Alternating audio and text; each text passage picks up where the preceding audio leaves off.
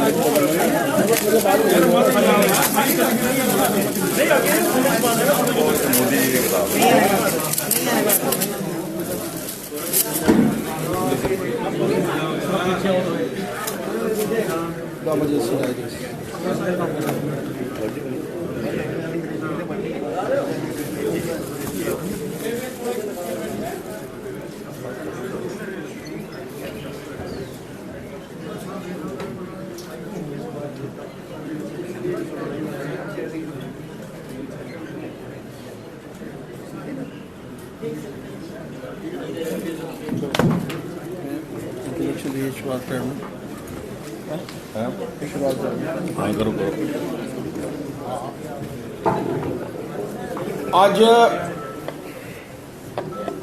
सभी प्रेस बंधुओं का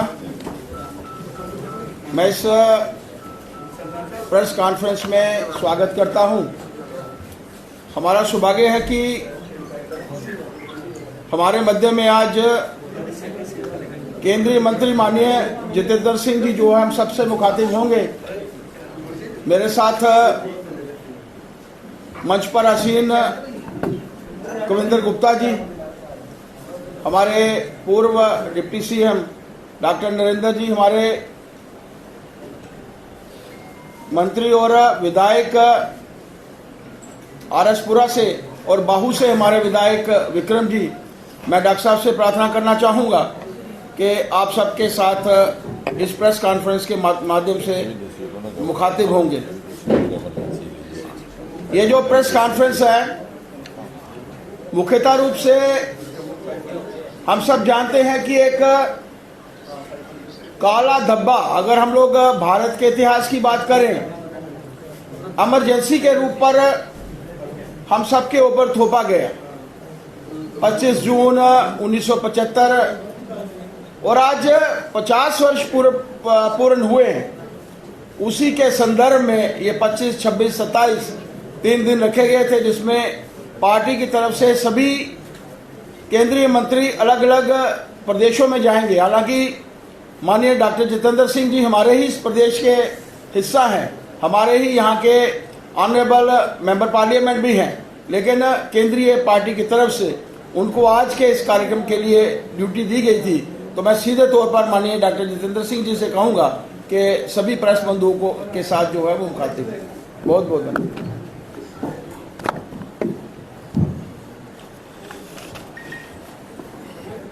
धन्यवाद अध्यक्ष जी।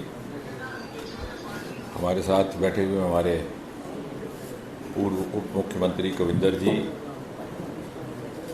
पार्टी के राष्ट्रीय मंत्री डॉक्टर नरेंद्र सिंह जी, हमारे विधायक विक्रम रंधावा जी। जैसा कि अभी अध्यक्ष जी ने बताया कि दोस्तों इमरजेंसी के मौजू को लेकर के ये प्रेस वार्ता आयोजित की गई है, तो बहुत लंबा समय ना लेते हुए सीधा चर्चा पे आते हुए सबसे पहले तो ये सवाल उठता है कि ये हम इमरजेंसी की बातचीत, ये चर्चा कर क्यों रहे हैं। वैसे तो देखा जाए कि एक ऐसा नामुराद कालखंड जो याद करने लायक नहीं, लेकिन फिर भी हम उसको बार बार क्यों दोहरा रहे हैं, क्यों याद कर रहे हैं। वो शायद इसलिए कि अनिवार्य है इसको याद रखना कि ये परिस्थिति फिर से ना हो, इसे फिर कोई दोहराए ना, और विशेषकर जब दूसरी पीढ़ी सक्रिय हो चुकी हो तो उसे ये परिचित करवाया जाए कि वो ज़माना कैसा था जो शायद उन्होंने नहीं देखा। अब ये 1975 से लेकर के 1977 का ये कालखंड रहा है। मैं तो ये कहूँगा कि उस समय का कोई भी ऐसा भारतवासी नहीं था जिसके जीवन को उसने किसी न किसी तरह से, किसी न किसी रूप में, किसी न किसी मात्रा में न छुआ हो। अर्थात कोई भी व्यक्ति ऐसा ना था जिसका जीवन अछूता रहा। किसी को जेल खाने भेज दिया गया, किसी को लाठी खानी पड़ी, किसी को यातनाएं झेलनी पड़ी, किसी को अंडरग्राउंड रह करके गुजारा करना पड़ा, और किसी किसी की तो नसबंदी भी हो गई। और इसी दौरान देश ने और विश्व ने कई नए व्यक्तित्व, नए शख्सियत उभरते हुए देखे। कई पुरानी धारणाएं जाती रहीं, कई नई परसेप्शंस बनी।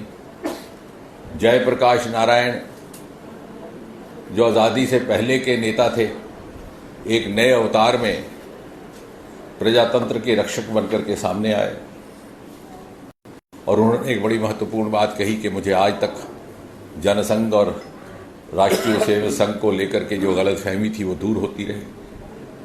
जब नानाजी देशमुख ने अपना हाथ आगे करके उन पर बरसने वाली लाठी से उनको बचाया, ये कहते हुए कि इस समय देश को मुझसे ज्यादा आपकी जरूरत है। अटल बिहारी वाजपेयी एक वक्ता के रूप में, एक मास लीडर के रूप में क्षितिज पर पहली बार जिस बुलंदी से चमके ऐसे पहले न था। अखिल भारतीय विद्यार्थी परिषद के अरुण जेटली जी रातों रात नेशनल यूथ आइकॉन बन गए।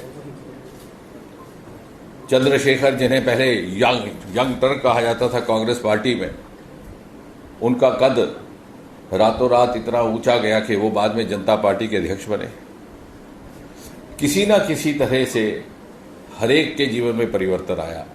हम सब लोग भी तब, मैं तो नया नया कॉलेज में गया था और जिस हॉस्टल में मैं रहता था उसके सामने वो संघ की एक शाखा लगती थी जिसे युवा शाखा कहा करते थे।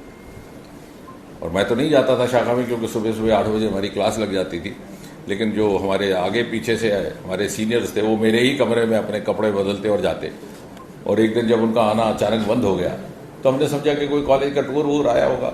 लेकिन 2-1 दिन के बाद एक सीनियर अधिकारी आए संघ कार्यालय से, ये कहने के साहब उनका पद पूछिएगा किसी को, क्योंकि आपकी गैर मौजूदगी में शाखा पर छापा पड़ा और सबके सब जेल खाने चले गए। और आज जो लोग कहते हैं कि पत्रकारों पर किसी तरह से दबाव है, वो शायद इसलिए कहते हैं कि उन्होंने कोई जमाना नहीं देखा। इस तरह का आयोजन होता तो एकदम यहाँ छापा पड़ता और आपको उठा करके ले जाते, ना घर वालों को पता रहता ना दफ्तर वालों को। इसलिए कि पिछले 2-3 दिन में, जैसे अध्यक्ष जी ने कहा, देश भर में ये अभियान भी चल रहा है, ये चर्चाएं भी हो रही हैं, आपने बहुत सारी बातें सुनी भी हैं, समाचार पत्रों में पढ़ी भी हैं, बहुत बार दोहराई भी जा रही हैं। और इसलिए मैं कोशिश ये करूंगा to present a different perspective, बगैर वो दोहराए हुए जो आप पिछले कुछ एक दिन से बार बार सुनते रह रहे हैं, कि उसके पीछे की मानसिकता क्या थी जिसने इमरजेंसी जैसा परिस्थिति को जन्म दिया। द जेनेसिस ऑफ इमरजेंसी, और जिन लोगों द्वारा इमरजेंसी लगाई गई या जिस संगठन के द्वारा इमरजेंसी लगाई गई, उसके पीछे की सोच क्या थी। और अगर एक वाक्य में कहा जाए, emergency was a cumulative outcome of the legacy of Congress party right from the date of his birth, which was 28 December 1885, जब A.O. ह्यूम ने इस दल की स्थापना की। वो स्वयं एक रिटायर्ड सिविल सर्वेंट थे और उनकी मंशा थी to create an exclusive club of the retired British officers and the new elite of Indians emerging after Macaulay's English education. यानी कहीं भी कांग्रेस पार्टी के संस्कारों में जन्म से ही ना ही मातृभूमि के प्रति समर्पण की भावना थी, ना ही मातृभूमि के लिए त्याग, और ना ही कोई प्रतिबद्धता। और उसके डीएनए में प्रारंभ से ही परिवारवाद भी था, मोतीलाल नेहरू से लेकर के अभी तक चल रहा है। अवसरवादिता भी थी, अथॉरिटेरियनिज्म भी था, और निजी स्वार्थ और राजनीतिक स्वार्थ के लिए देश हित को पीछे रख करके स्वयं को प्राथमिकता देने की प्रवृत्ति भी थी। अब आज का युग तर्क का युग है, ये भी ना लगना चाहिए कि सारे भाजपा वाले ये कह रहे हैं तो ये भी कह गए। So I have learn not to speak without evidence. और मैं ये दावे के साथ कह सकता हूं कि चाहे कितनी भी बार कांग्रेस पार्टी संविधान की किताब लेकर के ढिंढोरा पीटे और चाहे कितनी भी बुलंद आवाज में अपने आप को स्वतंत्रता के सेनानी कहें, कांग्रेस ने कभी भी आजादी की मांग नहीं की। और ये बहुत सारे लोगों के लिए नई बात होगी, but I am saying this with all the confidence at my command. 1930 तक कोई एक दस्तावेज नहीं, कोई एक रेजोल्यूशन नहीं जहां कांग्रेस ने ये मांग की हो कि भारत को स्वतंत्र किया जाए या इंडिया डिमांड्स कंप्लीट इंडिपेंडेंस।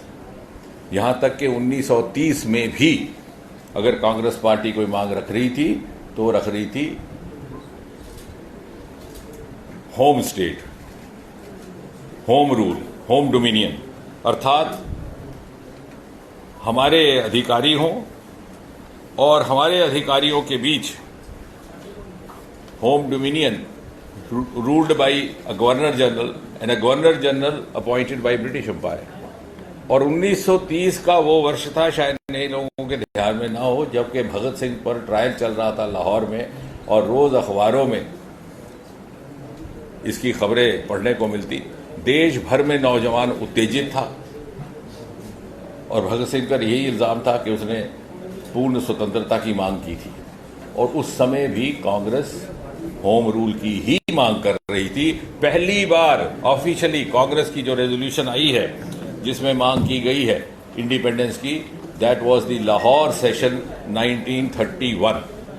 वो भी जैसे मैंने कहा कि अवसरवादिता की राजनीति, इसलिए कि सारा 1900 उसी अधिवेशन, जो अधिवेशन मार्च 23 से लेकर के मार्च 26 तक 1931 में हुआ, उसके ठीक 3 दिन पहले मार्च 21 को भगत सिंह को रात के अंधेरे में फांसी लगा दी गई थी। सारा देश भटक उठा था, नौजवान बाहर निकल आए थे, सड़कों में उपद्रव हो रहे थे, कॉलेजों में आगजनी हो रही थी और कांग्रेस पार्टी को ये लगा कि वो अलग थलग पड़ जाएगी अगर वो इस बात को समझ ना पाए। और पहली बार भगत सिंह की फांसी के बाद जो अधिवेशन हुआ है लाहौर में, उसमें रेजोल्यूशन में लिखा गया कि वी डिमांड इंडिपेंडेंस, अर्थात केवल 17 बरस बचे थे आज़ादी को। अगर ये भी मान लिया जाए कि कांग्रेस पार्टी ने आज़ादी की जंग लड़ी है तो केवल 17 बरस, और वो भी 17 बरस ऐसे कि जब धीरे धीरे ये समझ में आने लग गया था कि अब आज़ादी करीब है। और अगर आप उससे पहले जाए, आज से 120-24 साल पहले 1901 में मदन लाल डींगरा, जिनका अक्सर जिक्र नहीं होता इतिहास में, उन्होंने लंदन में एक अंग्रेज हुक्मरान साइरस विली की हत्या की थी। उन पर मुकदमा चलाया गया और उनको फांसी की सजा सुनाई गई। कांग्रेस पार्टी ने ना इस फैसले का विरोध किया, ना उनके लिए अपील की, बल्कि रेजोल्यूशन पास करके इस बात की निंदा की कि जो मदन लाल डींगरा ने काम किया है ये उचित नहीं है। और बदकिस्मती से गांधी जी ने भी कांग्रेस की इस रेजोल्यूशन का समर्थन किया था। This is all on record, अगर आप आर्काइव्स में जाएं।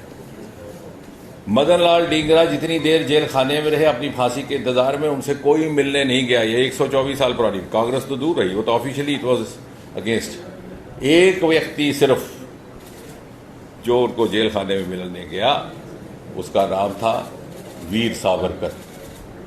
वही वीर सावरकर जिसको कांग्रेस पार्टी कहती है कि वो स्वतंत्रता सेनानी नहीं थे, हम थे। वीर सावरकर उस समय भी स्वतंत्रता का जंग लड़ रहे थे, जबकि कांग्रेस पार्टी औपचारिक प्रस्ताव पारित करके स्वतंत्रता की शब्द को इस्तेमाल करने से चूक कर जाती थी। और जैसे मैंने कहा कि आखिरी 17 बरस तो वो थे कि जब सबको लगने लगा था कि अब आज़ादी आने लगी। और फिर भी क्या हुआ, सन 1946 में जब अध्यक्ष मौलाना अबुल कलाम आज़ाद थे और नए अध्यक्ष का चुनाव होना था, ये तय हो चुका था कि जो भी कांग्रेस का नया अध्यक्ष होगा वही आगे चलकर स्वाभाविक तौर पर प्रधानमंत्री का पद भी संभालेगा। गांधी जी ने अपील की कि सब नेहरू को वोट दें, नेहरू का समर्थन करें। 15 प्रदेश कांग्रेस कमेटीज थी उसमें देश में।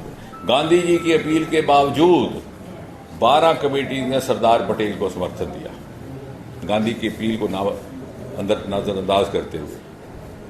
लेकिन फिर गांधी जी ने किसी तरह से पटेल को बना लिया, रजामंद करवा दिया और नेहरू प्रधानमंत्री भी बन गए, अध्यक्ष बने, फिर प्रधानमंत्री बने। और डॉक्टर राजेंद्र प्रसाद ने लिखा था कि Gandhi has once again sacrificed his trusted lieutenant in favour of glamorous Nehru. तो कहने का तात्पर्य ये कि ये अवसरवादिता, ये डीएनए, ये संस्कार आरंभ से चल रहा था, ये कोई रातों रात नहीं जागा। और दूसरी बात, भगत सिंह की फांसी के बाद एक और बात भी हुई जिसका अक्सर जिक्र कम किया जाता है। पहली बार पॉलिटिकल प्रिजनर की परिभाषा अंकित की गई, क्योंकि अंग्रेज सरकार पर इतना दबाव आ गया और ये जितने भी जेल खाने आना जाना रहा नेहरू जी का और उनके साथियों का, अधिकतर 1933 के बाद हुआ, जबकि जेल में अखबार भी मिलती थी, किताब भी मिलती थी। तभी तो वो अहमदनगर जेल में डिस्कवरी ऑफ इंडिया लिख पाए, अपनी बेटी को खत लिखते थे, जिसके आधार पर ग्लिम्पसेस ऑफ वर्ल्ड हिस्ट्री नाम की कंपाइलेशन बनी। अगर उससे पहले होता तो ये भी काला पानी गए होते, जैसे वीर सावरकर गए। जम्मू के हमारे कैप्टन कॉमरेड धनवंतरी थे, लेकिन जब इनकी संघर्ष की बारी आई तो संघर्ष भी सरल हो चुका था और अंग्रेज भी जाने की तैयारी में थे। और अब जबकि हम कहानी इतनी लंबी को छोटा करते हुए, to cut the long story short, the immediate genesis of Emergency is intertwined और intermingled with the genesis of the psyche and the mindset of Mrs Gandhi. अगर आप 1975 से 10 वर्ष पीछे जाएं तो 1965 में ताशकंद का पैक्ट हुआ। उसके अगले ही बरस जनवरी 1966 में लाल बहादुर शास्त्री जी का स्वर्गवास हुआ। मोरारजी देसाई ने प्रधानमंत्री बनने का दावा किया, लेकिन उस समय अध्यक्ष थे कामराज। उन्होंने मैनिपुलेट करके इंदिरा जी को बिठाया और ये सोच उनकी थी कि इंदिरा जी कमजोर प्रधानमंत्री होगी, कठपुतली बनकर उनके लिए चलेगी। ये भी कहा गया कि मोम की गुड़िया को बिठाया जा रहा है, गूंगी गुड़िया। लेकिन इंदिरा जी चतुर निकली। 3 वर्ष के भीतर उन्होंने अपना अलग ग्रुप बनाया। 1959 में कांग्रेस को तकसीम कर दिया गया, उन्होंने अपना एक ग्रुप बनाया और कांग्रेस के मनोनीत उम्मीदवार संजीवा रेड्डी के खिलाफ अपना कैंडिडेट गिरी खड़े किए। और फिर उनकी खुशकिस्मती के 1971 का जंग हुआ, जिससे उनका रुतबा बढ़ गया और उसका दुरुपयोग करते हुए उन्होंने एक अथॉरिटेरियन रूल का एक नया अध्याय शुरू किया, जब आगमन होता है संजय गांधी का। और इस कदर इनसिक्योरिटी थी इंदिरा जी के भीतर कि किसी पर विश्वास नहीं था। चापलूसों ने घेर लिया। डीके बरुआ जैसे अध्यक्ष बने, Indira is India, India is Indira, और सारी कमान संजय गांधी को दे दी गई। इंदिरा जी के प्रिंसिपल सेक्रेटरी थे उस समय PN हक्सर, कश्मीरी पंडित समाज से ही उनका ताल्लुक था। उन्होंने लिखा था कि she is blind as far as this boy is concerned, और बाद में इसी बात को लेकर के उन्होंने इंदिरा जी से किनारा कशी भी कर ली। और फिर 1-2 साल के भीतर ही ऐसा घटनाक्रम शुरू हुआ। 1974 में स्टूडेंट मूवमेंट हुआ, गुजरात और बिहार से शुरू हुआ। उसी साल जॉर्ज फर्नांडिस की रेलवे एजिटेशन शुरू हुई। 1975 के आरंभ में गुजरात का इलेक्शन कांग्रेस पार्टी हार गई। And the turning point was the Allahabad high court judgement, जो 12 जून 1975 को हुई। और उसके बाद जेपी ने जो अपना जो मूवमेंट 1974 का था उसको ज़रा और तीव्र गति दी और इनके त्याग पत्र की मांग की गई। सिंहासन खाली करो तो जनता आती है, ये नारा दिया रामधारी सिंह दिनकर का। और 25 जून को इत्तफाक से युवा छात्रों के रूप में, एक बालक के रूप में, हमें भी पहली बार वाजपेयी जी का भाषण सुनने को मिला, जब उन्होंने बड़ी शायराना अंदाज में कहा था कि जागने का समय है, घरों में गृहिणियां जागें, सीमाओं पे सेनानी जागें,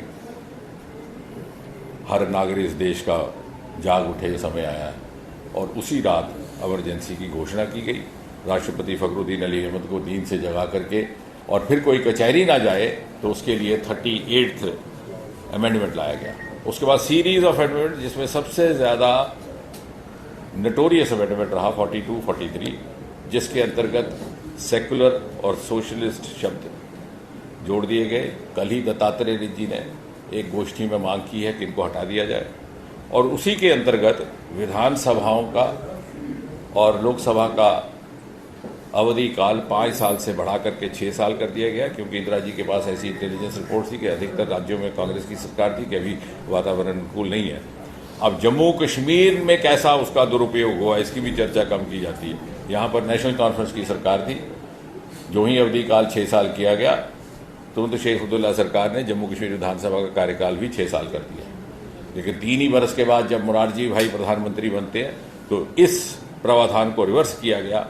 देश की सारी विधानसभाओं का कार्यकाल पुनः 5 साल कर दिया गया। लेकिन उस समय 370 का दुरुपयोग करते हुए उस कानून को नहीं अपनाया गया और 5-6 अगस्त 2019 तक जब तक अनुच्छेद 370 चला, जम्मू कश्मीर विधानसभा का कार्यकाल 6 साल चला। यानी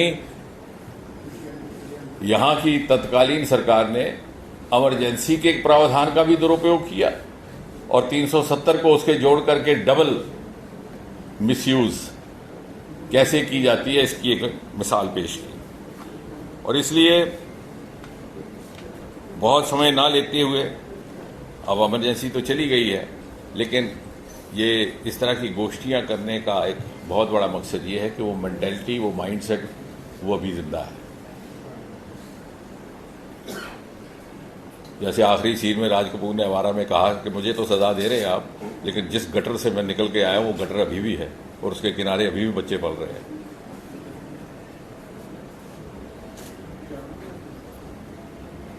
तो ये परवर्ट का mindset is still haunting us in the form of subjugation to dynasty, in the form of hypocritic flaunting of this book of constitution, and most importantly by underplaying inconvenient truths and overplaying convenient half truths.